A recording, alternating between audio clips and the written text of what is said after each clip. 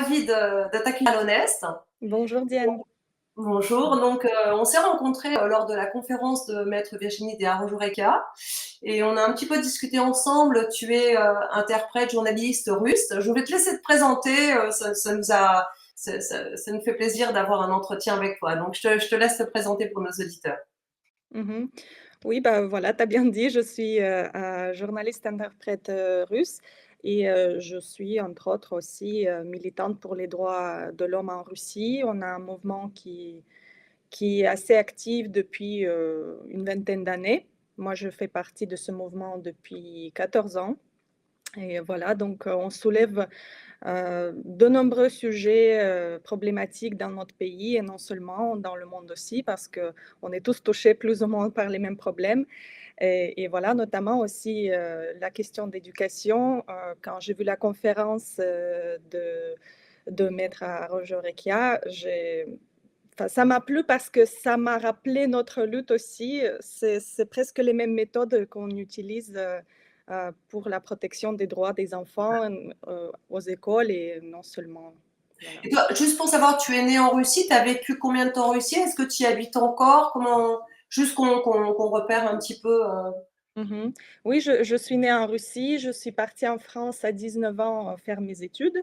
Donc, Mhm. j'ai fait les études en Russie, les études de français, puis j'ai fait les études d'italien en France. Et voilà, j'ai vécu quelques années en France et ensuite, voilà, je fais des allers-retours depuis une dizaine d'années entre la Russie et la France aussi. Voilà. Donc, t'es bien au fait et de ce qui se passe en France et de ce qui se passe en Russie, en fait. Hein. Dans Voilà. tout ce que tu vas énoncer, c'est des choses que tu as vécues par toi-même. C'est pas des témoignages par oui dire. Oui, D'accord, c'est ça. ok.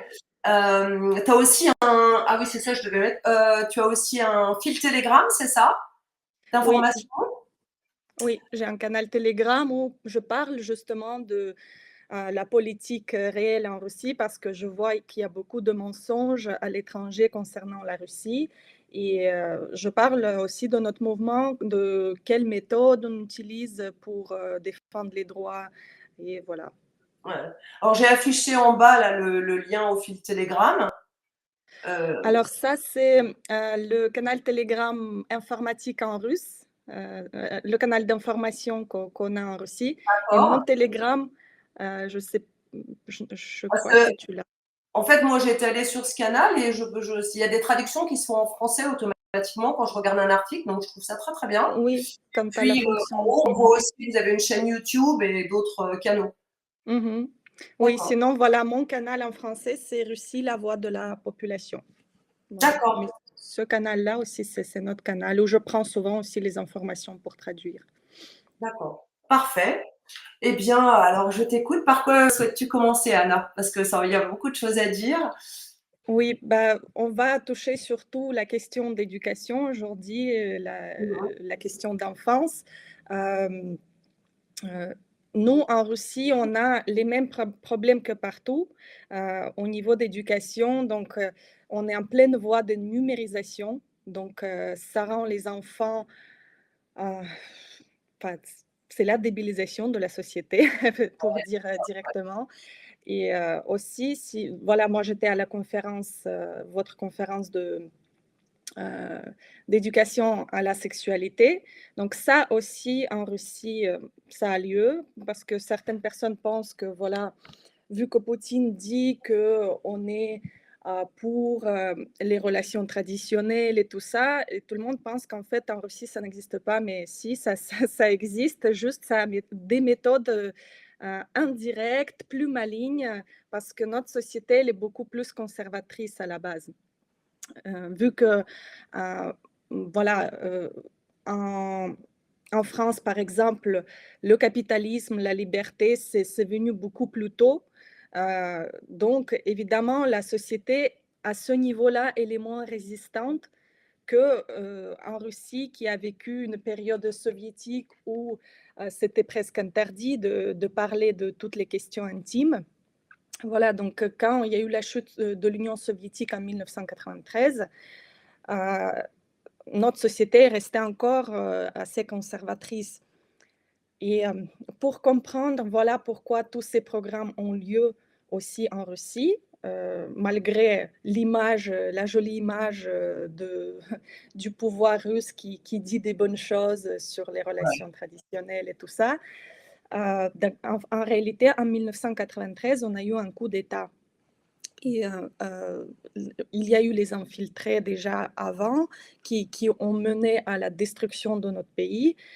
Et depuis 1993, au rang les plus élevés, on a des agents étrangers. Je ne vais pas voilà, parler de Ouais. ça aujourd'hui, donner des preuves et tout ça, parce que j'en parle aussi dans d'autres interviews sur mon canal aussi. Mais c'est ça. Et en fait, depuis cette période-là, à partir de cette période-là, tous les programmes qu'il y a à l'Occident, ils s'introduisent aussi en Russie. Donc, concernant, voilà, si on parle directement de l'éducation à la sexualité, déjà en 1994, Boris Yeltsin a signé le programme fédéral Enfants de Russie qui introduisait justement les cours d'éducation sexuelle dans les écoles. Mais cette initiative a été de courte durée. Déjà en 1997, l'opinion publique s'est mobilisée pour exclure l'éducation sexuelle des programmes scolaires. Moi, je Alors, ne peux pas... ça veut dire quoi? Comment ça s'est passé? Mobiliser, Voilà, c'était des à pétitions, cette... des mouvements, les parents qui allaient voir les professeurs, comment c'est sorti? Mhm. Voilà, à cette période-là, malheureusement, je ne pourrais pas dire comment ça s'est passé parce qu'il n'y avait pas encore Internet, il n'y avait pas les réseaux, c'est difficile de trouver les informations. Moi, je vais parler de plus tard quand, D'accord. voilà, nous, on a déjà fait la lutte et tout ça. Mais j'imagine qu'à cette période-là, non seulement les parents, mais à mon avis, même les enseignants Ouais. n'ont pas pu accepter ça. Parce Mmh. que, voilà, moi, j'ai grandi justement dans les années 90. Chez nous, il y avait encore beaucoup de valeurs. Euh, on n'entendait pas du tout parler de LGBT et tout ça. Mmh. Donc, Et voilà, c'était le donc cas en France aussi, je crois, hein. Dans les années 2000, les enseignants français ne voulaient pas du tout appliquer ça. Ils ont complètement mis de côté. Donc, c'était, semble-t-il, pareil. OK. mhm, oui, voilà. Donc, et ensuite, déjà au début des années 2000, il y a eu une nouvelle initiative en Russie, on l'appelle la justice juvénile ou la justice pour mineurs. Et c'est là justement qu'on a pris, notre mouvement a commencé aussi mm, son activité au début des années 2000 et c'est là qu'on a fait beaucoup de manifestations et tout ça. Donc je vais expliquer d'abord ce que c'est la justice juvénile. Donc en fait, c'est le système judiciaire et juridique spécialisé pour la protection des droits des mineurs basé sur les conventions internationales. Donc voilà, c'était au début 2000. Et voilà, donc à travers cette initiative, il voulait introduire la conception que l'enfant est protégé par l'État, il a les mêmes droits que l'adulte. Et en fait, c'est à travers cette loi, si cette loi était adoptée, donc ça serait très facile d'enlever les enfants des familles qui n'étaient pas d'accord avec des programmes de sexualité, par exemple, même les injections pour les enfants. Voilà, donc nous, on s'est mobilisés tout de suite par rapport à cette question-là. Et par exemple, quelle méthode on utilisait? Donc oui, il y a eu des manifestations, les tracts, voilà, des méthodes classiques, on va dire. Et par exemple, le jour où ils devaient signer et adopter cette loi, euh, les maires des différentes villes se sont mobilisés avec les enfants. Ils sont venus ensemble avec les enfants pour faire des piquets le long de la rue où les députés passaient justement pour signer cette initiative. Il y avait une cinquantaine de personnes, d'adultes avec leurs enfants, qui tenaient des affiches entre les mains, etc. Donc, ça appuie toujours, ça donne toujours ça montre en fait que le public n'est pas d'accord avec ces initiatives parce que certaines personnes pensent que ça ne sert à rien, de toute façon, ils ont tout décidé.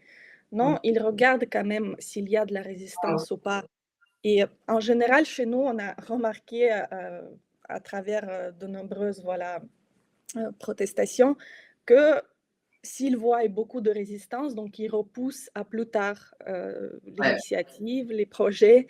Donc ce qui a été fait avec la justice juvénile, donc ils ont repoussé à beaucoup plus tard et finalement ils ne l'ont pas signé, mais vu qu'ils ont compris que la société n'est pas du tout prête au niveau d'idéologie et tout ça, à ces programmes-là, donc ils ont commencé, enfin, ils utilisent des méthodes malignes, on va dire, pour introduire des systèmes pareils. Un peu de Euh, manipulation psychique, quoi. hmm? La manipulation psychologique, en fait. Oui, c'est ça. Donc, comment ils font, en fait? Euh, donc, en fait, déjà dans cette initiative de justice juvénile, il y avait euh, euh, enfin, il voulait introduire le téléphone, comment ça s'appelle déjà? Oui, le téléphone de confiance pour enfants. Le téléphone de confiance pour enfants. Et ça a eu lieu, en fait, au début 2000, 2010 même. Dans les écoles ont apparu des affiches comme quoi, voilà, l'enfant, s'il se sent mal dans la famille, si les parents le frappent ou quelque chose comme ça, s'il n'est pas d'accord avec ce qu'ils font les parents avec lui, ils peuvent appeler à ce numéro-là au service social et expliquer. Dans Voilà, les donc photos que tu m'as envoyées, il y en a une qui correspond à ça? oui, je vais montrer, oui, ça c'est déjà récent, ce que je t'ai envoyé. On peut mettre, oui, les images à partir de la première. En fait, ça, ces tests sont utilisés aujourd'hui euh, aussi de façon cachée. Les parents ne sont pas prévenus et les enfants parfois rencontrent pendant les cours des tests comme ça. Donc voilà, comme vous voyez, c'est en gros un questionnaire, comment tu te sens dans ta famille. Voilà, les enfants doivent répondre aux questions. À quel point sont horribles tes parents? Et déjà, le contexte n'est pas comme si, enfin, comment tu te sens, comment ils sont horribles. Donc, ils appuient sur ce que tes parents sont horribles, en fait. Et Voilà, ça on peut commence à quel continuer. âge, ça? Je Bébé ou... suis pas sûre oui, à quel âge c'était, mais en tout cas, voilà, ces images datent de il y a 2 ans à peu près. D'accord, d'accord, Les parents ont découvert, en fait, enfin, l'enfant a pris les photos de ce test et a transmis d'accord. aux parents. Super. Voilà, on peut continuer les images. Donc voilà, le test. Tes parents gagnent-ils assez? Assez pour tout, pas assez. Sous-entendu, s'ils n'ont pas les moyens de t'élever, quoi. Voilà. Vos parents ont-ils des économies pour les mauvais jours? Oui et non. Et d'ailleurs, oui, les enlèvements en Russie se passent surtout à la base de la pauvreté. Donc, ils disent, vous n'avez pas les moyens d'élever correctement vos enfants. Donc, on vous enlève l'enfant. La plupart des cas, c'est ça. Donc Mais ça se passe aujourd'hui. C'est qu'on retire des enfants à leurs parents parce qu'ils n'ont pas les moyens de les élever. oui, oui. Et la question se pose surtout à l'État, mais c'est vous qui avez mené enfin, les gens à une vie pauvre. En C'est fait, ça, c'est eux qui ont paupérisé, ouais. Mmh. En Russie, aujourd'hui, il y a vraiment une grande stratification, on dit, je crois, de niveaux sociaux. Oui, c'est Donc, ça. Mmh. on a entre 5 et 10% des personnes riches. On a une dizaine de pourcents, au maximum 20, des personnes qui ont des revenus moyens et 70% sont pauvres aujourd'hui en Russie. Donc, oui, voilà, ils appuient sur le fait que vous êtes pauvre, vous avez pas les moyens, mais c'est l'État même qui a créé ça. Non, mais ça veut Le dire fait, l'État pourrait aider dans ce cas-là les parents à élever. Parce que quand on a l'impression qu'on entend que Poutine est pour la famille, on a l'impression qu'il pourrait aider les parents qui sont pauvres en donnant quelques subventions pour leurs enfants ou en amenant des aides. ouais, oui, et qu'est-ce qu'ils font? Bah, ils les retirent s'il y a vraiment les conditions. Il y a eu un cas en 2022, il y a une femme qui a 5 enfants, non, elle avait 3 enfants et elle était enceinte des jumeaux encore. Donc sa maison a brûlé, et donc elle n'a pas eu d'aide d'État et elle a été, hébergée par, sa tante, je crois, dans une, chambre, en fait, Mmh. voilà.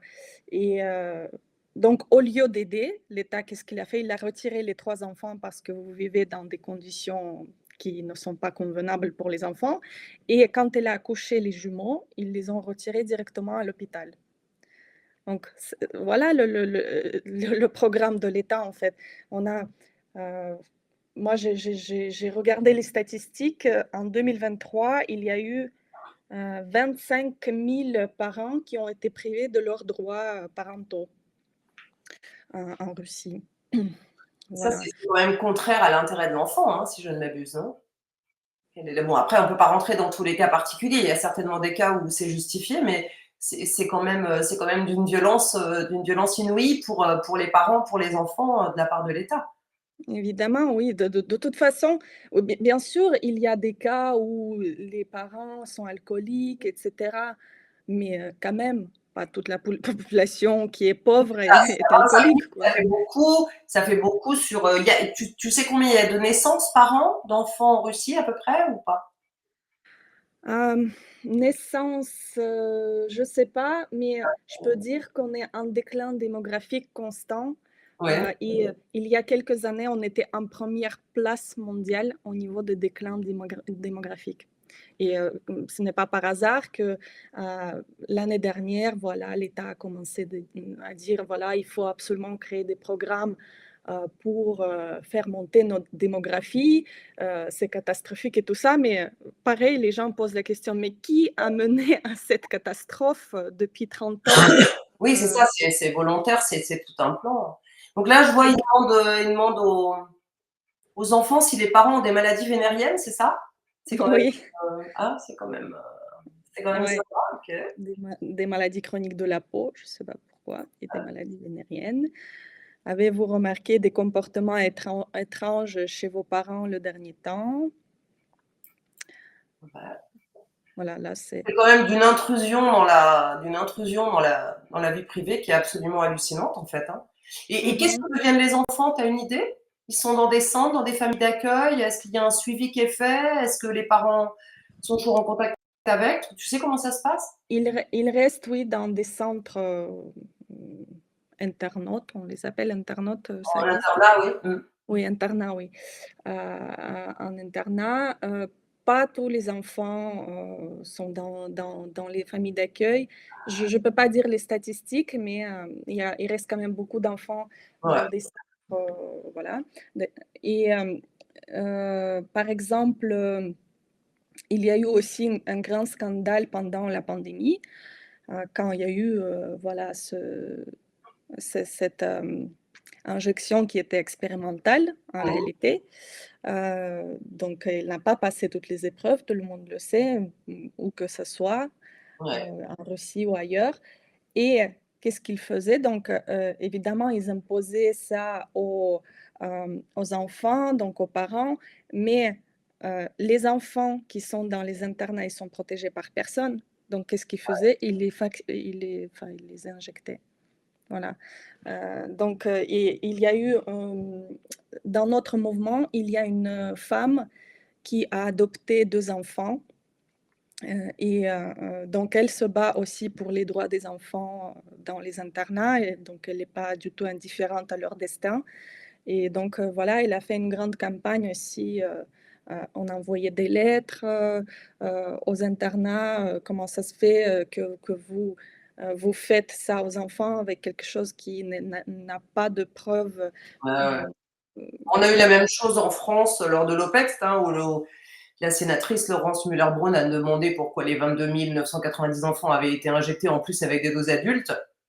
Et la Mmh NSM ou l'EMA n'ont pas répondu à ce jour. 3 ans après, on n'a toujours pas de réponse et pas de suivi des enfants. mh. Oui, bah, c'est assez, mon Dieu, ouais, bon. Oui.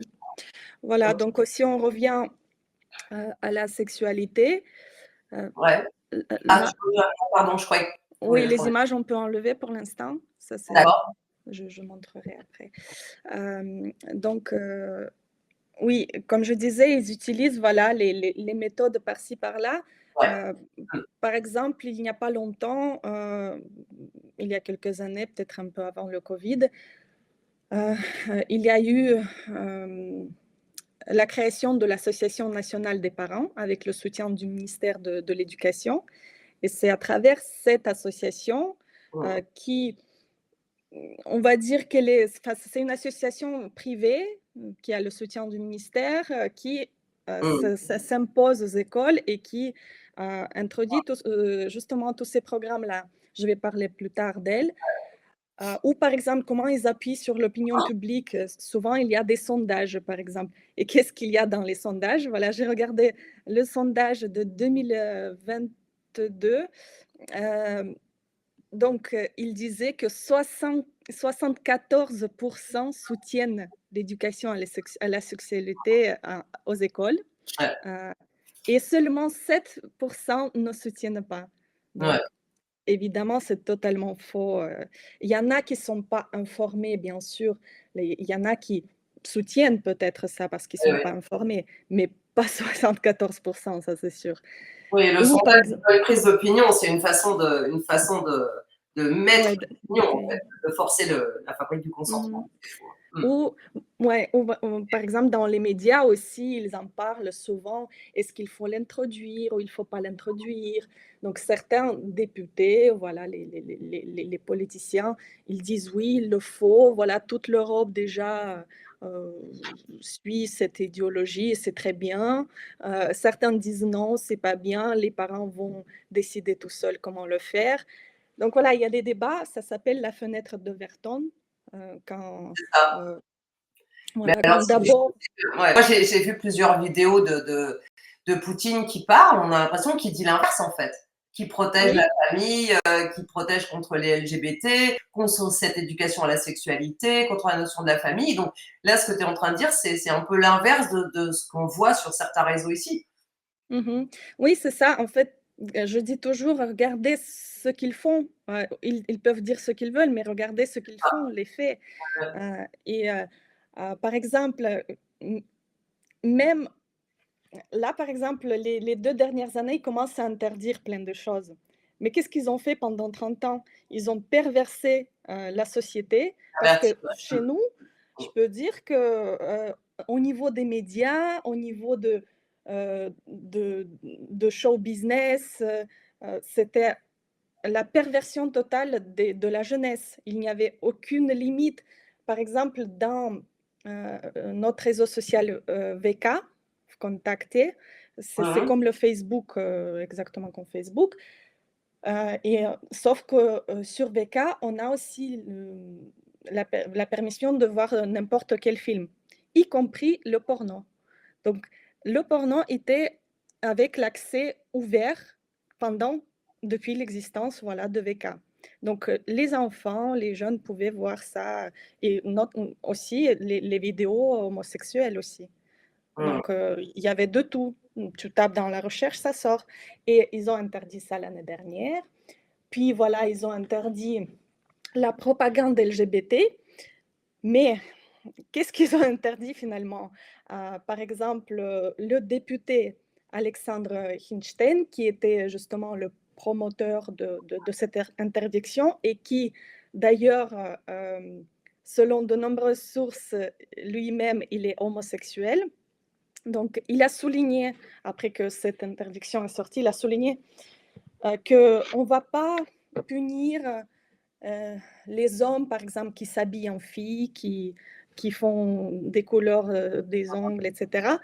Ce qui interdit, c'est seulement les symboles de LGBT. Donc, en réalité, ils n'ont rien interdit.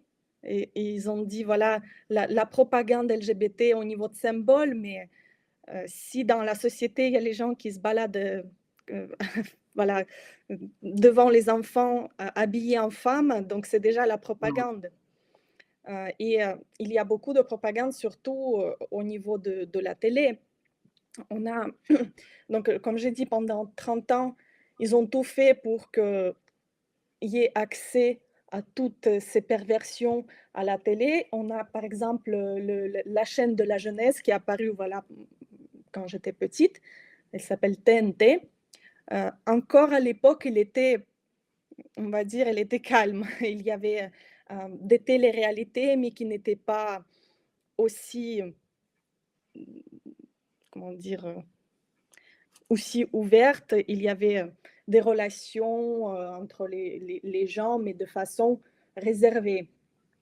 Puis il y a le programme humoristique Comedy Club, qui aussi, pareil, des blagues, ils étaient normales à l'époque, au début des années 2000. Là, aujourd'hui, quand tu regardes ce qu'ils disent, mais ça doit être interdit à 12 plus, quoi.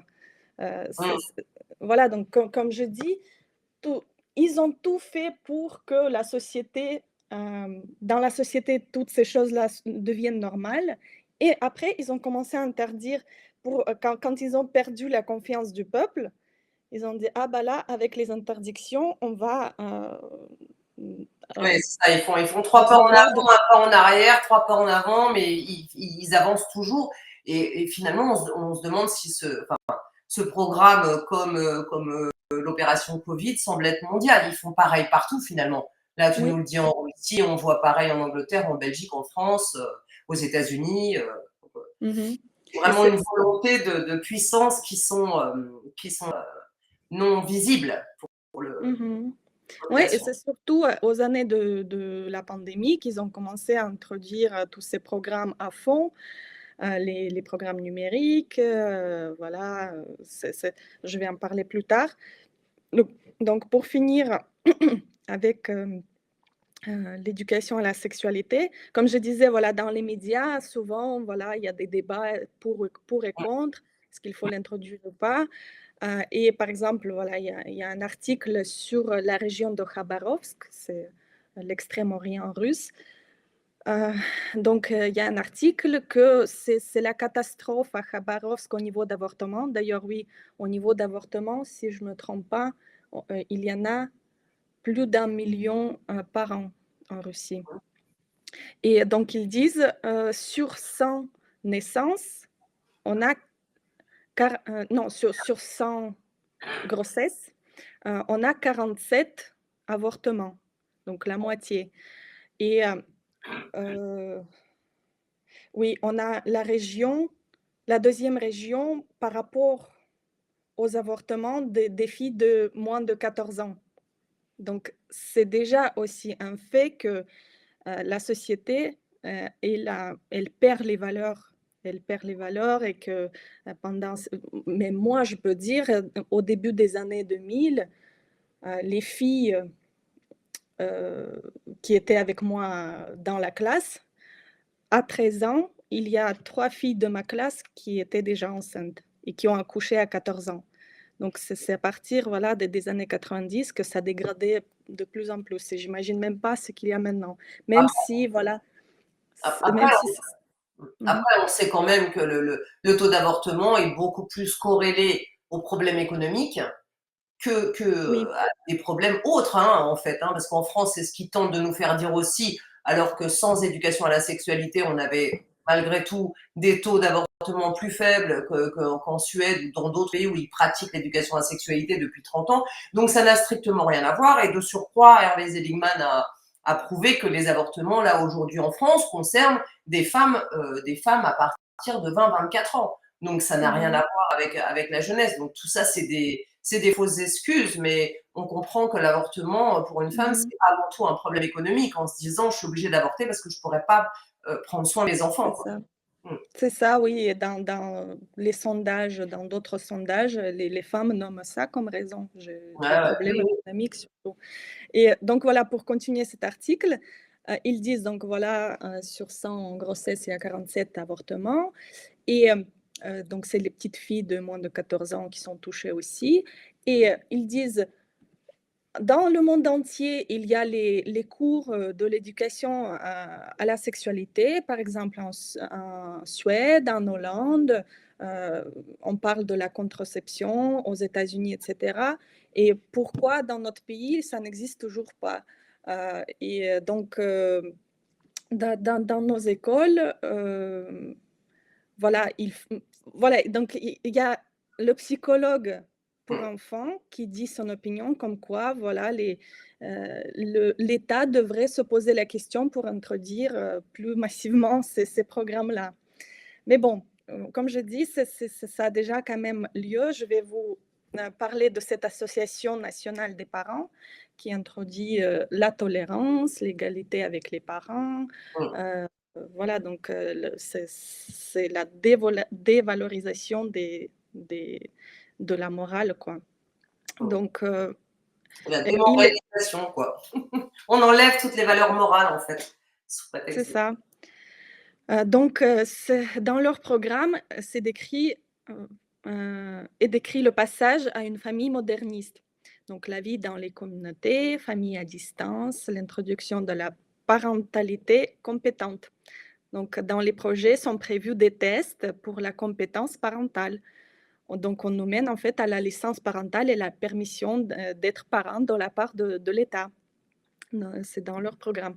Donc, cette association fait des cours de propagande de téléphone de confiance pour enfants. Donc, ils appuient, donc, ils font de la manipulation psychophysiologique de la conscience des enfants, où ils doivent accepter le principe de confiance plutôt à une autre personne qu'à leurs parents, finalement. Voilà, c'est ce qu'on a montré à travers le test aussi.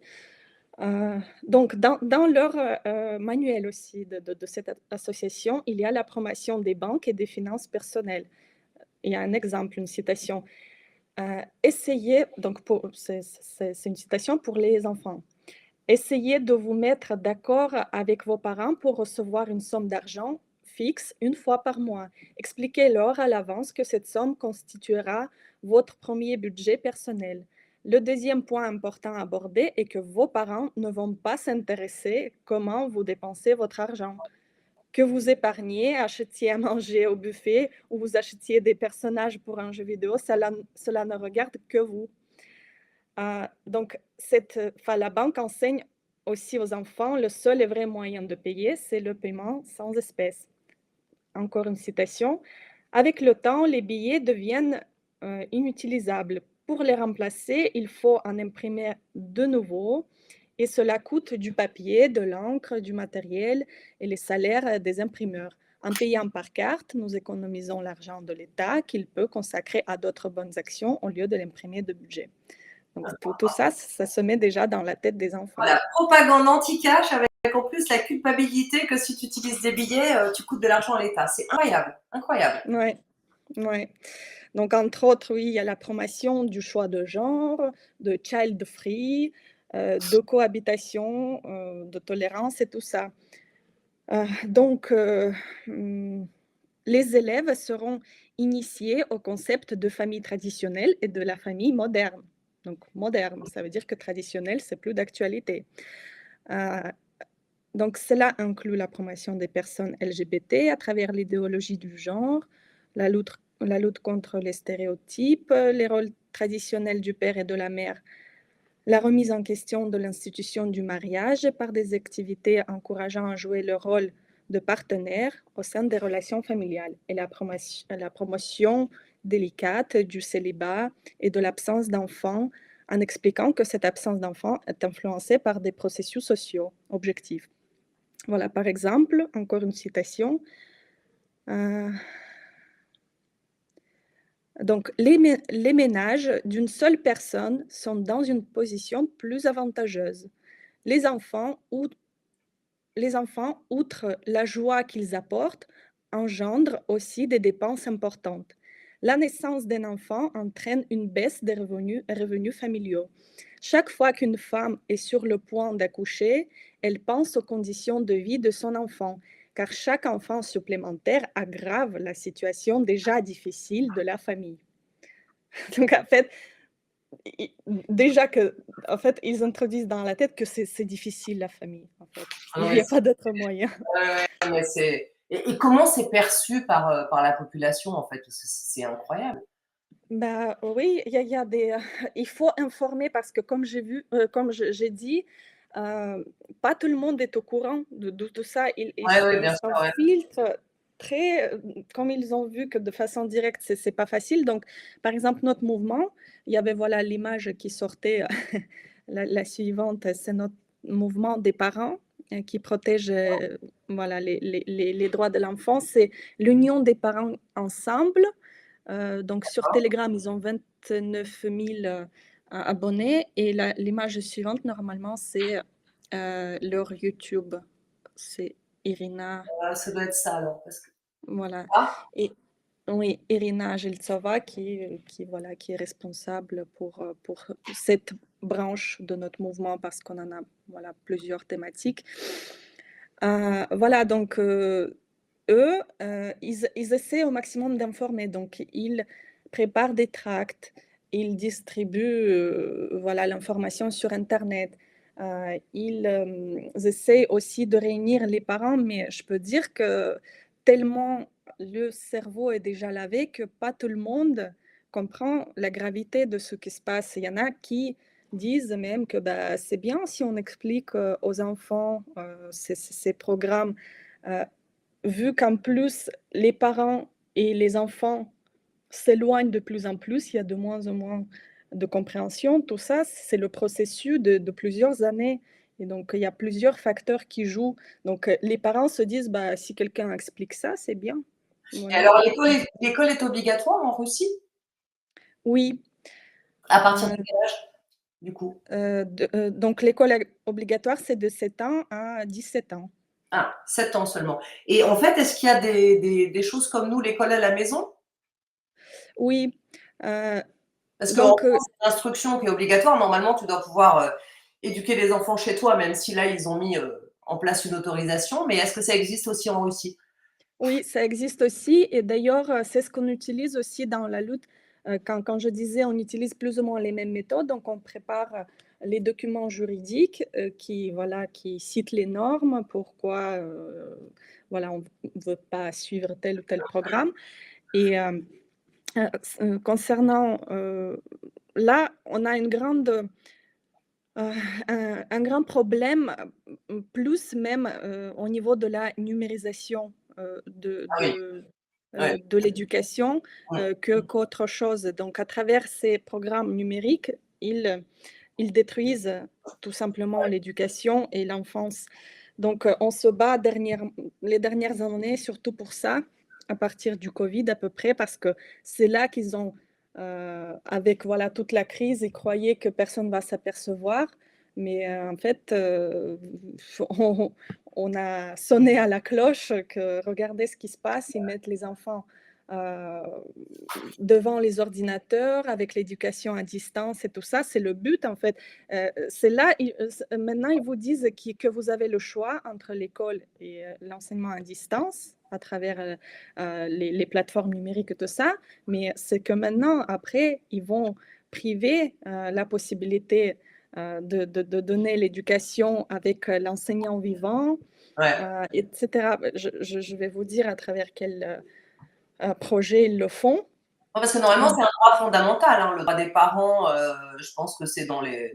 Enfin, Voilà, donc pour l'instant, dans les normes, donc voilà, on utilise par exemple d'accord. quand ils introduisent toutes les plateformes numériques, parce qu'ils sont déjà en place les dernières années, à travers lesquelles, par exemple, ils distribuent le devoir maison, il y a un échange entre les enseignants, les parents, les enfants, donc ça se passe déjà sur les plateformes numériques. Et notre mouvement D'accord. aussi s'est battu contre tout ça, pour le droit que moi je veux recevoir mon devoir maison à travers le cahier comme avant. Mmh.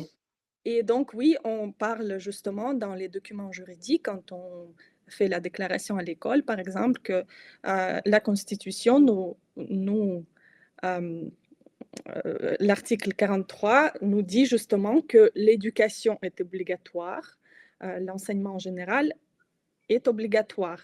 Et conformément aux dispositions de l'article 17 de la loi fédérale sur l'éducation dans la Fédération de Russie, il existe deux formes d'enseignement général de base, en présentiel au sein d'un établissement d'enseignement et à distance. L'enseignement étant dispensé à temps plein, à temps partiel ou par correspondance. Et le choix de la forme d'enseignement général de base appartient exclusivement aux parents et non aux établissements d'enseignement ni à l'État. Donc oui, toutes les normes, ils sont plus ou moins les mêmes partout, donc on peut encore appuyer dessus. Et c'est ce qu'on fait, mais voilà, je vais vous parler plus en détail à quoi il nous mène, avec quel, programme numérique. J'ai une C'est petite question. Est-ce qu'en Russie, il y a des scientifiques ou des philosophes ou des spécialistes comme nous, on peut avoir, comme Maître Déa Rojorekia ou Ariane Biran, philosophe spécialiste du trauma des enfants, qui s'insurgent contre ça, en fait? Est-ce qu'il y a Mmh. des gens qui prennent position, mais des gens qui ont une compétence spécifique? Mmh. Bah, il y a, par exemple, en 2021, justement avec, la première introduction de cet enseignement sur les plateformes numériques à distance avec le covid et tout ça, on a fait la conférence, médicale et éducative parce que voilà, c'était lié au covid, et il y a eu, oui, plusieurs personnes spécialistes qui, ont donné leur opinion, concernant, heu, l'éducation numérique, les sociologues, les, professeurs, et moi ça m'a plu. Moi j'ai été en présence, c'était à Saint-Pétersbourg, et ça m'a plu le discours, d'une enseignante, qui de l'école, qui disait que, c'est, scientifiquement prouvé qu'un enfant jusqu'à 10 ans, il reçoit, heu enfin, son développement se passe à travers la communication vivante, avec une autre Ah personne. ouais, Donc, son développement du cerveau, de tout, voilà, de toutes les ouais, capacités humaines se développe à travers ça, et à travers l'écran, ce n'est pas du tout pareil. Il n'a pas du tout le même développement. Donc il doit entendre, il doit voir, le discours, vivant, bien sûr. et voilà. Donc oui, il y en a qui s'expriment, au niveau scientifique, mais voilà, c'est comme partout. Comme vous en France, vous vous battez aussi, mais c'est pas entendu par tout le monde. Oui, mais on Donc note bien qu'en France, il y a pas de je n'ai pas vu de personnes compétentes, c'est-à-dire, spécialisées dans les traumas de l'enfant ou le développement de l'enfant, valider ce programme. On entend beaucoup de mmh gens qui parlent comme ça, mais qui n'ont pas les compétences et ceux qui ont les compétences sont un peu, shadowbannés. Je voulais savoir si c'était la même chose, en Mmh. Russie, en fait. Mais en fait, surtout qu'ils peuvent même pas dire pour l'instant, quelles, conséquences peuvent Ouais, ouais, bien subir les sûr. enfants, parce que c'est en voie d'introduction. Donc en fait, ils font un expériment, comme avec l'injection, c'est un expériment. Il n'y a pas de preuve que ça ne nuit pas à la santé de l'enfant, même si on sait très bien que ça nuit à la vue d'utiliser les plateformes numériques. Ça nuit même à l'état neurologique de l'enfant, de rester tout le temps dans l'ordinateur, dans les, tablettes et tout ça, parce qu'ils introduisent aussi les tablettes à l'école. Voilà, donc oui, il y en a qui s'expriment, mais pour l'instant, on n'a même pas de base scientifique. On ne peut pas dire, qu'est-ce que ça a donné, parce que ça s'introduit que maintenant. Je sais pas si tu connais, je vais essayer de te montrer, je vais essayer de rechercher, attends, je vais voir. Est-ce que tu connais, cet auteur? Attends, juste une seconde. Heu, est-ce que tu connais cet auteur, Michel Desmurget? Non. Parce que justement, il a écrit, La fabrique du crétin digital. Mmh. C'est un livre qui explique qu'on rend les enfants crétins à force de les mettre sur les plateformes. Et en fait, Mmh. et là, il vient de sortir un nouveau livre qui est Faites-les lire pour expliquer à quel point, en fait, le fait de ne plus lire et d'être sur ces réseaux réduit le cerveau à peau de chagrin, en fait. Tous les... Ça, Mmh. c'est très très bien. Il a fait des vidéos aussi, Michel Desmerges, si tu Mmh. verras, c'est très bien. Mm.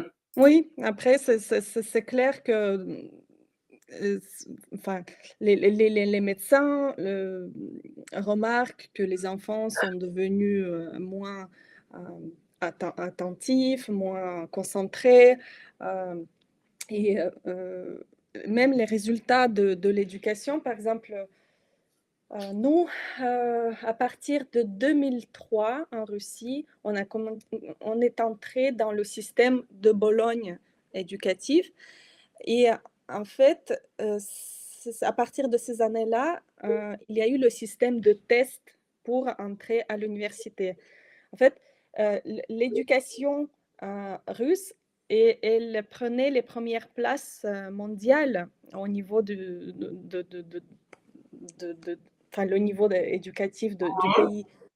Et avec ce système de tests, en fait, il y a eu une dégradation totale parce qu'avant, ça n'existait pas.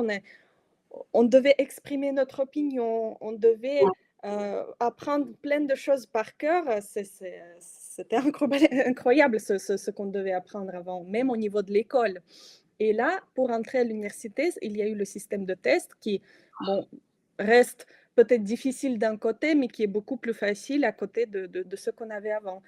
Et il y a eu un test, une dictée assez simple même, à l'université d'État de Moscou, donc notre première université qui est aussi réputée pour le niveau d'éducation. Donc, ils ont fait un test à la faculté des journalistes et ils étaient choqués par le niveau de connaissance de langue russe. Donc, ils faisaient des fautes qui est impossible. Ouais. C'est comme si, voilà, en français, écrire le mot, je ne sais pas, beaucoup, avec B-O-C-U. Ouais. Voilà. Il y a des fautes aberrantes, en fait. Voilà, c'est Ouais. incroyable parce que avant, nous, le niveau de langue russe, qui est très compliqué comme langue, il était, voilà, même ceux qui avaient des mauvaises notes, ils étaient quand même assez bons au niveau de langue. Aujourd'hui, même ceux qui ont des super bonnes notes à l'école, à Ouais. l'université, ils écrivent n'importe quoi. Et voilà, donc ils ont dit, en fait, c'est une catastrophe nationale au niveau d'éducation. Rien que cette dictée a montré le niveau. On a la même chose en France, en fait. Il y a une dégradation volontaire de l'éducation des enfants pour les priver de tout raisonnement, de tout schéma mental, d'acquisition de connaissances qui permettent ensuite d'être un citoyen critique avec du discernement, en fait. Hein. C'est vraiment, on rend les enfants débiles. Hein. C'est gravissime, en fait. Oui, c'est vraiment, ouais, c'est très triste. Et donc, qu'est-ce que je voulais dire? Oui, je voulais parler des projets numériques, justement, voilà, les projets principaux de notre pays, la direction que l'État a pris. Donc, il y a 3 projets concernant l'éducation. Le projet Enfance 2030, le projet Éducation 2035, ou autrement il s'appelle L'avenir de l'éducation, un agenda mondial. Donc déjà, rien que le titre parle. Et Russie 2045. Voilà, ces 3 projets, en fait, ils prévoient la digitalisation totale de la société et de l'éducation en premier. Et nous, on sait, avec vous, les personnes normales qui s'intéressent, que l'éducation, c'est hyper important, c'est la première chose pour créer voilà, la société saine. Et donc, voilà, je peux vous montrer les images qui représentent donc, par exemple, le projet Éducation 2035, c'est l'image 16. Voilà, oui, on ne voit pas peut-être beaucoup ici, il faut agrandir. L'agrandir, si tu Mais veux, ouais. est-ce que voilà, ça vous donne une impression positive, cette image? Je ne sais pas, c'est un monde chaotique avec des personnes nues qui se trouvent, je ne sais pas, à l'intérieur des animaux. Voilà, je sais pas, moi, ça me donne pas du tout une impression positive. Oui, Et bah, une autre ouais. image, l'image 15, c'est le projet euh, Russie 2045. On voit déjà sur l'image, je pense, qu'est-ce qu'ils veulent, qu'est-ce qu'ils ont pris comme stratégie, c'est la stratégie transhumaniste totale. Ça suit parfaitement l'idéologie de Schwab. Et on a donc ici, c'est en russe, je vais vous traduire un peu les titres. Par exemple, voilà, il y a eu le congrès Le 15 et 16 juin à New York, il y a eu le congrès Le futur global. Déjà, comment ça se fait qu'on participe à New York à ces projets-là? Parce que je crois qu'on est un peu en guerre avec les États-Unis. Et c'était quelle année ça, 2025? Oui, c'est D'accord. ça. Donc le 15 et 16 juin 2025, la Russie a été faire un congrès à New York. C'est ça, pour le futur global 2045, il s'appelle. Magnifique. Nouvelle stratégie de l'évolution de l'humanité. Ensuite, l'autre titre, les scientifiques russes ont créé le matériel pour la production des muscles artificiels. Oui, Et la, un projet transhumaniste flagrant comme chez nous, quoi. Ok, ouais, bon, bah, génial. ouais, voilà, Ouais, et l'image. on a bien affaire à un mouvement mondial qui est le même partout, en fait. Ouais, c'est ça. Même s'ils s'en défendent les uns les autres, Poutine et compagnie, on a bien le même mouvement partout. On a Mhm. l'impression de retrouver un peu les fausses disputes entre partis politiques qui en fait sont tous d'accord sur la même chose et on retrouve ça au niveau des États, là, c'est assez effrayant. Mhm. Oui, et c'est triste quand je vois voilà, les Français ou d'autres personnes à l'étranger qui disent, Ouais. oui, nos pays, c'est n'importe quoi, il faut déménager en Russie, là-bas, c'est la société traditionnelle. Moi, je ne suis pas contre, si vous voulez déménager, il n'y a pas de souci, mais il faut comprendre qu'on a les mêmes programmes. Peut-être on a encore un peu plus de valeur due à notre Ouais. histoire. Parce que voilà, tout ce que l'Europe subit, ça a commencé avant que ça a commencé en Russie, tout simplement. Mais on est sur la même voie. Et quand tu dis voilà, que Poutine dit une chose, fait une autre, etc., ils disent oui, mais tu es pro-occidental. Mais non, les gens ne comprennent pas. Moi, j'adore mon pays, j'adore le Mmh. peuple russe. Je suis pour le peuple du monde entier. Et Ouais. on est pour le peuple du monde entier. Il faut jamais mettre égal entre l'État, le gouvernement et le peuple. Bien Parce que sûr, les bien sûr. Mmh. peuples simples ne veulent ni guerre, ni voilà, ces idées transhumanistes, ni l'esclavage numérique. Voilà quoi, on est en guerre contre eux en fait. Ou plutôt, eux, ils sont en guerre contre nous. Oui, oui, ils nous ont déclaré la guerre, mais on voit que c'est au niveau mondial partout, hein, cette tentative d'asservissement définitif des populations en réduisant les cerveaux, en atteignant les corps. C'est vraiment effrayant. Mm. Oui, oui. Et voilà, donc je vais parler vraiment encore de ces projets-là que je viens de montrer. Donc le projet Enfance 2030, il a déjà été lancé en avril 2008 déjà. Donc ce Ouais. projet a représenté la Russie à l'exposition universelle de Shanghai en mai 2010 comme une stratégie novatrice pour l'avenir du pays. Mm. Donc selon les concepteurs, la famille est devenue une prison. La structure de la famille moderne entrave considérablement le développement des enfants. Donc voilà, des idées transhumanistes.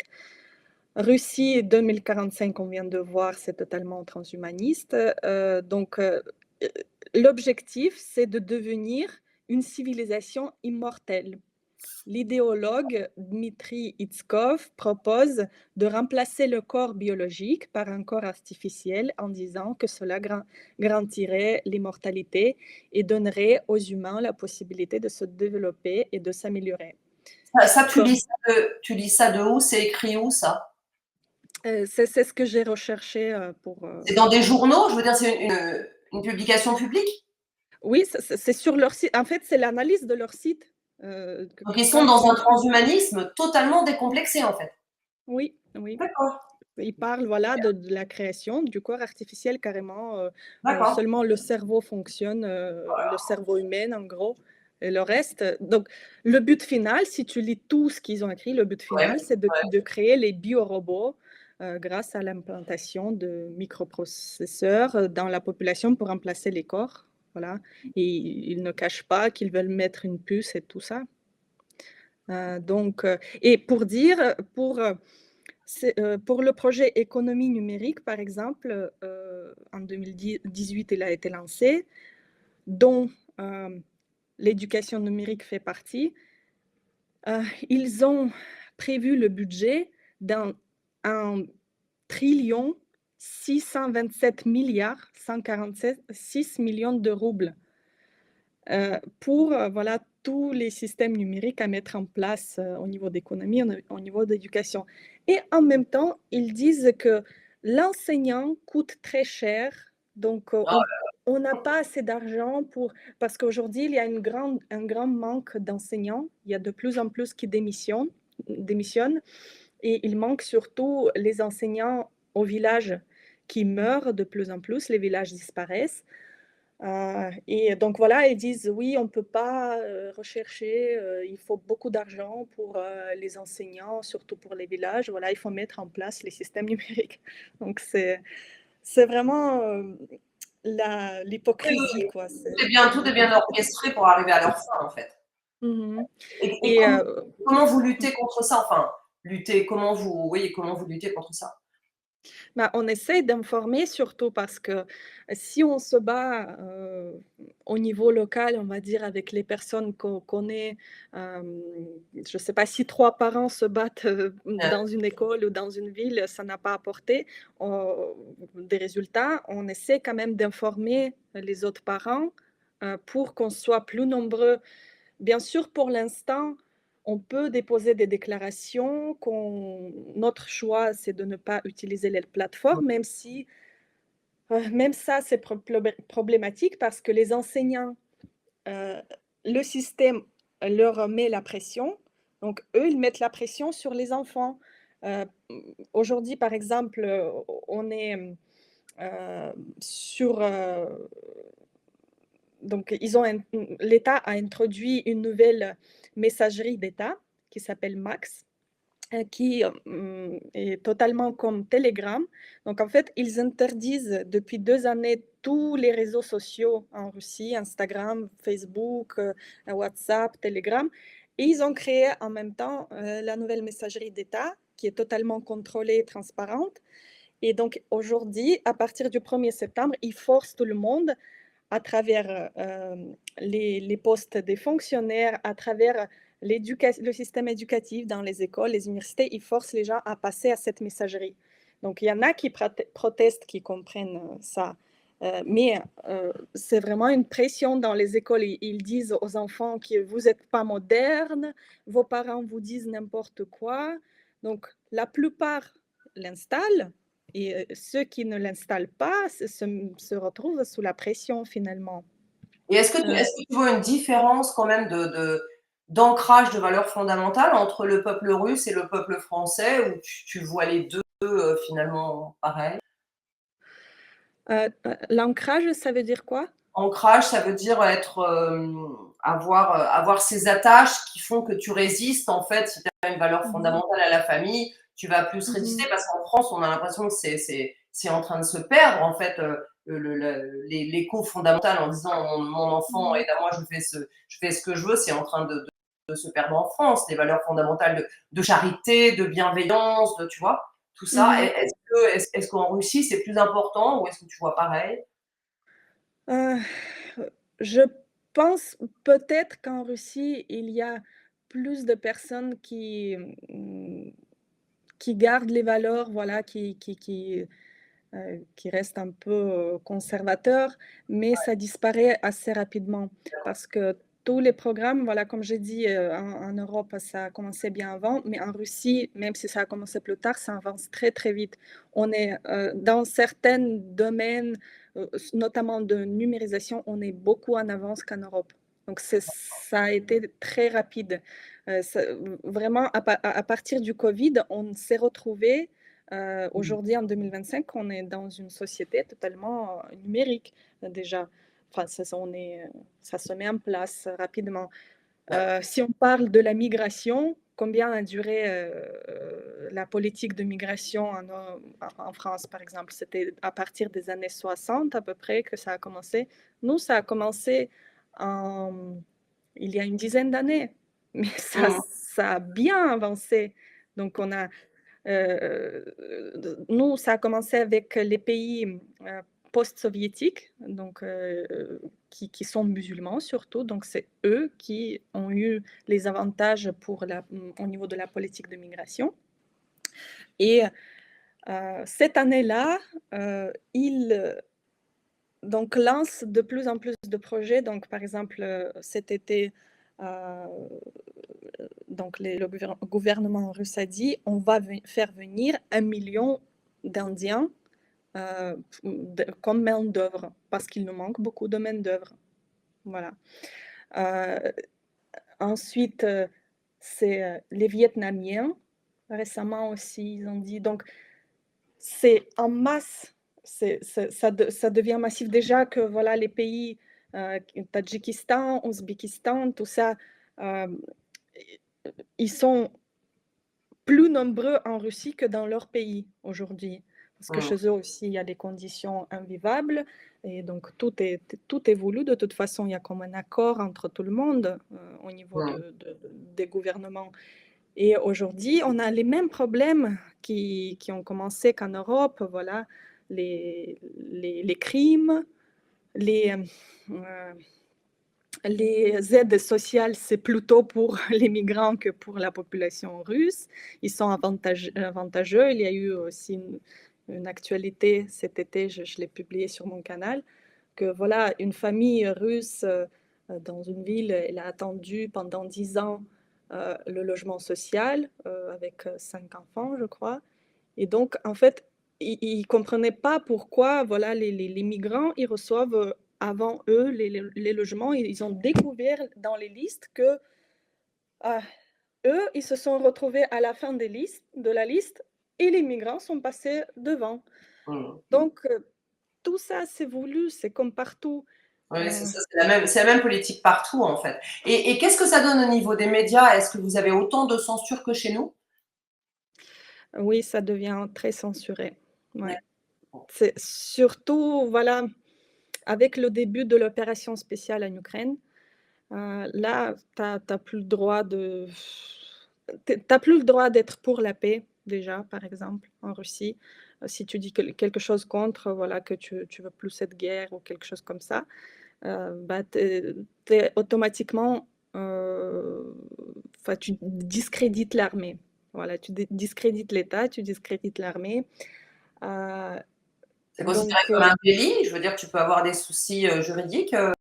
Oui, ils ont, avec l'opération spéciale, ils ont adopté la loi concrètement pour l'opération spéciale. Et ils signent des lois interdisant de parler de ci, de ça, des fakes. D'accord. Donc, il y a vraiment des lois qui t'interdisent de parler. Ouais. Même si tu veux parler juste de la paix, quoi. Voilà, donc là, en plus, c'est une bonne excuse. Tout ça, si on parle de l'opération spéciale, bien sûr, c'est un autre sujet, mais tout ça aussi, c'est un accord, c'est voulu, ça n'a rien à voir avec la protection de la population russe en Ukraine. C'est provoqué depuis, cette provocation date de plus d'il y a 30 ans, que voilà, ils opposaient les peuples ukrainiens et russes entre les deux. Et bref, je voulais dire que... Qu'est-ce que je voulais dire déjà? J'ai perdu le fil. Oui, c'était sur la propagande et la censure. Oui, j'ai perdu le fil. Donc, interdiction de parler de la guerre, c'est ce que tu disais juste avant. Ah oui, que c'est une bonne excuse aussi, entre autres, parce que, oui, la plupart de personnes, de défenseurs de droits, ceux qui disent la vérité, dévoilent tous ces programmes et les mensonges de l'État. La plupart d'eux, aujourd'hui, sont jugés pour le terrorisme. D'ailleurs, voilà, c'est une méthode un peu mondiale. J'ai vu. Oui, c'est la même chose partout. En fait, c'est ça c'est là où on comprend qu'il y a d'autres personnes aux manettes derrière, puisque c'est la même chose qui s'applique dans tous les pays. On l'a bien vu avec le Covid, ils faisaient tous la même chose, les mêmes décisions avec les mêmes mots en même temps, quoi. Oui, c'est ça. Moi, je comparais aussi la Russie et la France. Parfois, les mesures, les restrictions, c'était presque le même jour, c'était signé le même jour. Voilà, donc c'est un accord mondial, quoi. Pourquoi c'est important de comprendre aussi pourquoi je transmets cette information aussi aux francophones. Voilà, parce que il est important de comprendre qu'il n'y a pas de sauveur. Parce que je vois que ceux qui soutiennent le pouvoir russe, ils disent que voilà, au moins il y en a qui sont pour le peuple.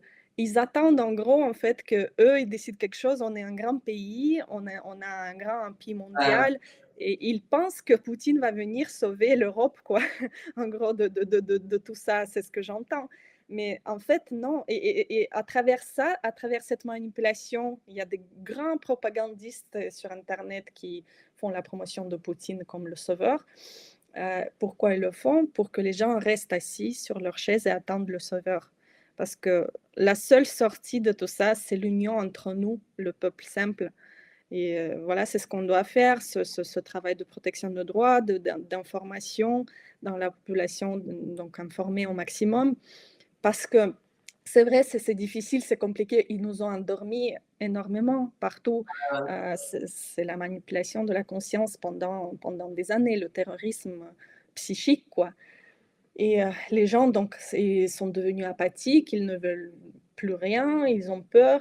Mais euh, moi, je pense que notre devoir, c'est d'informer au maximum parce que quand les gens se réveillent, quand les difficultés arrivent, on a vu ça avec le Covid, quand les gens étaient frappés par, voilà, par ces restrictions, il y en a qui ont continué de dormir, évidemment, mais il y en a qui se sont réveillés parce que ça les a touchés personnellement.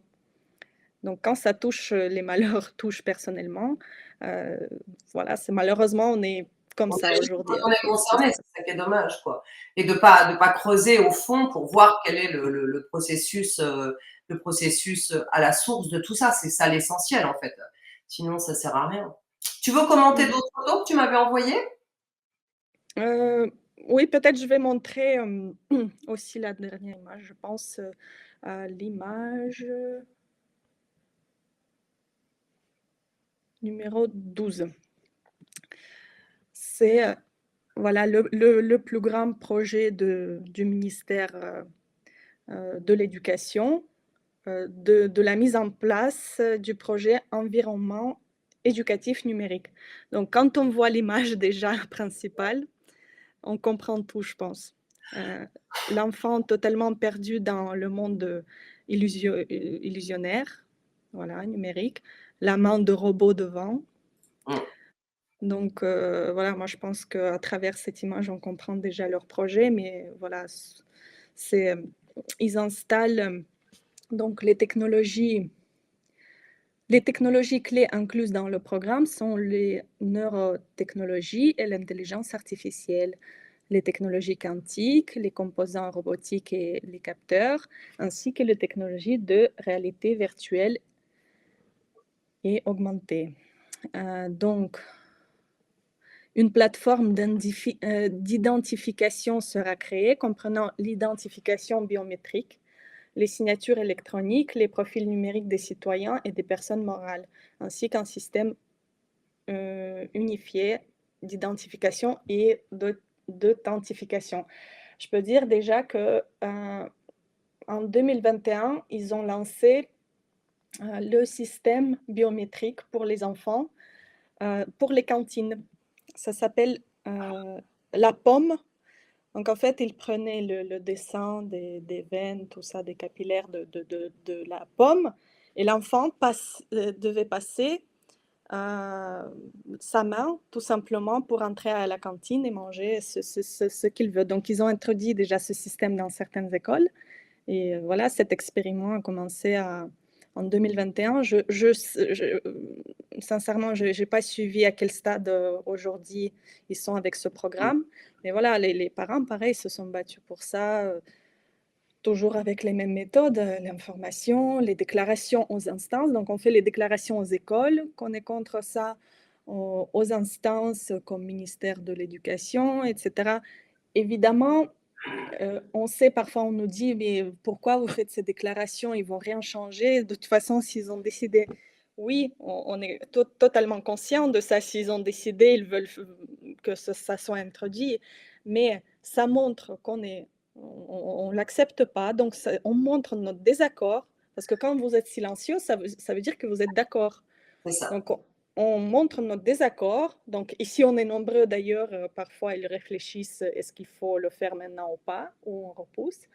Et puis, ça réveille aussi les autres, parce que toutes les déclarations qu'on fait quand on va aux instances, etc., on Mm. filme, on met dans nos réseaux, et ça montre aussi à la population que pas tout le monde est d'accord avec ces programmes, donc on informe sur ces programmes et qu'il faut résister, qu'il y a des gens qui résistent, rejoignez-nous, etc. Donc on C'est en ça. parle toujours.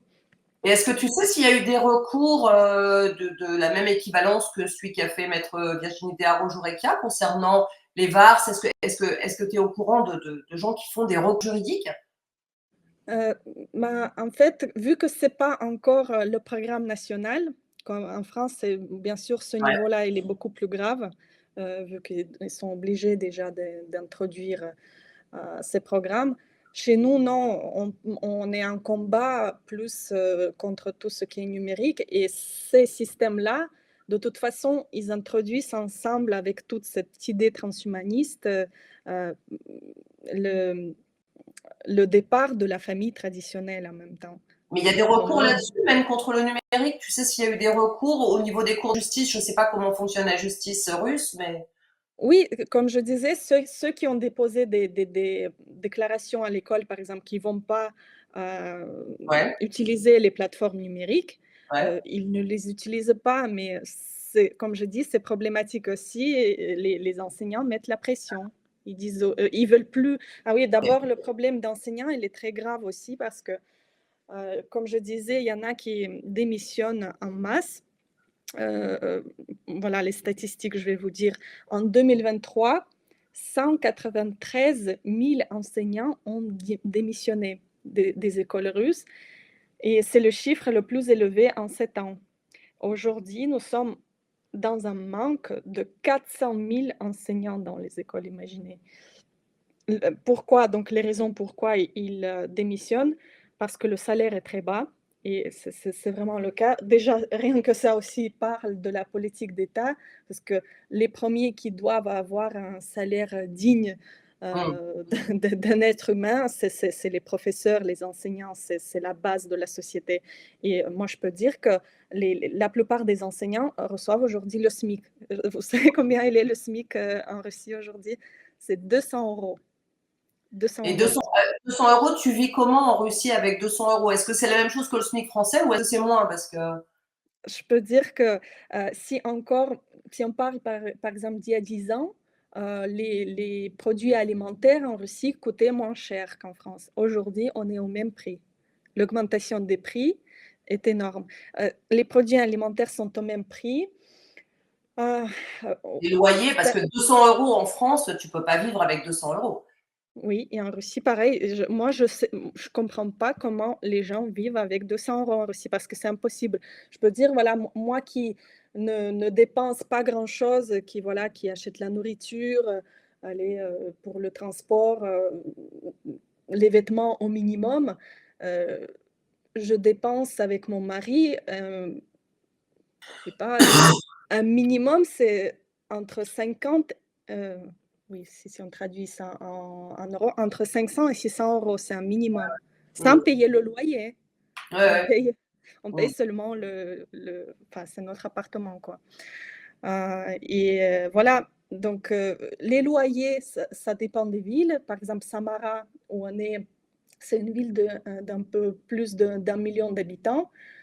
Euh, une pièce, le loyer, c'est 250 euros minimum. Mmh. Donc voilà, les gens survivent, et c'est pourquoi voilà aussi les enseignants démissionnent. Euh, le SMIC, oui, en Russie, il y a le SMIC officiel, mais c'est vrai qu'aujourd'hui, si encore il y a 3 ans, il y a 5 ans, 200 euros, c'était courant pour les petites villes. Je ne parle pas de Moscou ou de Saint-Pétersbourg. Les petites villes, ça veut dire le reste de la Russie. Il y a des grosses villes aussi, mais voilà, le salaire de 100 euros, c'était normal, entre 200 et 500 euros. Aujourd'hui, avec toutes les augmentations de prix qui avancent, la plupart de la population, on va dire, ils gagnent entre 300 et 800 euros. Voilà, il y en a qui gagnent 1 000 € peut-être quelque part, mais voilà, Donc, en on a général, je un sais appauvrissement clair des populations, quoi, en fait. ouais, Comme mais chez les nous, on enseignants augmentait le coût de l'énergie, augmenter le coût des matières premières, et en fait, où les salaires n'augmentent pas. OK. mmh donc voilà, tu survis avec le salaire minimal, enfin le SMIC, tu survis tout simplement, tu achètes le nécessaire, mais encore, le nécessaire très strict, quoi et surtout, ce qui est triste, que c'est les enseignants qui touchent des salaires pareils Ouais. et donc voilà, leur argument le premier argument pourquoi ils démissionnent, c'est le salaire bas, puis les rapports inutiles. Donc ils font que des rapports, de cours et une multitude de nouveautés et ils n'arrivent pas à supporter. Par exemple, ma cousine, elle est, enseignante d'histoire à Saint-Pétersbourg, donc c'est une ville quand même avec un niveau assez élevé. Heu, Elle m'a dit que, elle a pris, comment on appelle ça? Donc comme si elle recevait 2 salaires, le double salaire. Parce que vu avec les démissions des enseignants, la plupart, ils prennent 2 salaires, donc ils travaillent 2 fois plus. Et aujourd'hui, elle gagne 800 €. Avant, elle gagnait 400 € à Saint-Pétersbourg et c'est une école, une très bonne école au centre de la ville, hem, avec un bon programme quand même, et des enseignants assez qualifiés. Et donc même elle qui est très douée pour cette profession, elle adore cette profession, elle adore les enfants, elle dit: «Mais j'en peux plus. Je pense tous les ans de quitter l'école». Là, elle continue encore, mais tous les ans, elle me dit: «Je pense que je vais quitter la prochaine, année parce que je supporte plus tous ces rapports inutiles. On perd le temps pour rien et on enseigne, finalement pas les enfants comme il faut». Ouais, enfin, le but final, c'est que les professeurs s'en aillent, et comme ça leur permet de justifier le numérique, en fait. Bon, C'est ça, c'est ce qu'ils font exactement. ok. Voilà, donc je regarde si j'ai rien oublié. Oui, je crois que j'ai tout dit ce que je voulais. D'accord. Voilà, donc s'il y a des questions encore, je réponds. Bah, écoute, tu nous avais mis une petite vidéo. Est-ce que tu veux qu'on la passe, que tu puisses la commenter ou? Ah oui, pourquoi pas, oui, Ok. oui. Alors je lance la C'est vidéo. c'est lié c'est lié aux enlèvements des enfants des familles. Donc pour dire comment ils manipulent aussi, ceux qui sont contre la vaccination en général. D'accord, alors je passe la vidéo. Mmh. Мы видим семьи, где детей в принципе не прививают. Вообще не прививают. Притом это по вероисповеданию, по, я не знаю, по отношению. Но самое неприятное всегда, я возмущен до, ну вот, абсолютно беспредела, у меня даже всегда возмущаюсь этим. Дети болеют, притом это многодетные семьи, а родители не болеют. Почему родители не болеют? Потому что родители, их родители привили против кори в свое время. То есть родители этих родителей заботились о своих детях, а вот эти сейчас родители, да, они не хотят здоровья своим детям. То есть заведомо подвергают их опасности, не заботясь о их здоровье. И вот последняя групповая заболеваемость практически, да, Анжелика Владимировна, это семьи, которые, да, по своей вере они против прививок, но сами-то они привиты. И в этом плане я бы, ну, хотел обратиться к таким родителям. Уважаемые родители, ну, давайте будем беречь своих детей, им жить дальше. Я еще тоже добавлю, вот когда исчерпаны все аргументы, вот о которых говорил Александр Николаевич, то здесь мы, как орган, который наделен определенными полномочиями, вынуждены, конечно, воздействовать на родителей и несколько другими методами, нежели просто убеждения. Поэтому вот как раз в связи с возникновением такого неблагополучия по коде на территории нашего региона мы начали активно передавать информацию о таких родителях, о которых говорил Александр Николаевич, в органы опеки для того, чтобы уже эти органы, имея определенные полномочия, воздействовали на этих родителей и принимали меры, которые они могут принимать. А вот в отношении... Mhm. Donc voilà, Ouais. Eh on ben, voit. on est dans la même propagande, hein. Je Mhm. n'imaginais pas que ce soit à ce point-là, la rougeole, les vaccinations, obliger les parents. Voilà, ils essaient de culpabiliser les parents et de dire que l'épidémie est due justement aux enfants qui ne sont pas Ouais. vaccinés. Et Voilà. alors même Et, qu'on sait que c'est les vaccinations, hein. Il y a encore eu une conférence de Denis Agré là-dessus qui prouve que en fait, les épidémies, soi-disant de maladies, sont dues aux vaccinations, oui. aux campagnes de vaccination. Bon. Mhm. Et nous, d'ailleurs, c'est un autre sujet, mais bon, aux années 90, on a eu des nouveaux vaccins venus des États-Unis, je crois, ou je ne suis pas sûre d'où, mais voilà, c'était une campagne massive pour vacciner les filles contre le cancer Ouais, le papillomavirus, le cancer du col de l'utérus. ouais. Et donc, ce qu'on observe aujourd'hui, que c'est ma génération, hein. Ma génération ont du mal à avoir des enfants. Il y a beaucoup de femmes qui ont des Ouais. problèmes. Donc, moi, je vais pas dire que c'est lié à ça, mais tout est possible. Oui, bah, de toute façon, on l'a bien vu, hein, les vaccins Covid, ils attaquent en tout premier le système reproducteur, c'est ce qu'ont dit les Pfizer Paper. C'est la seule chose qu'ils ont regardé en fait, hein, attaque Mhm. des ovaires et puis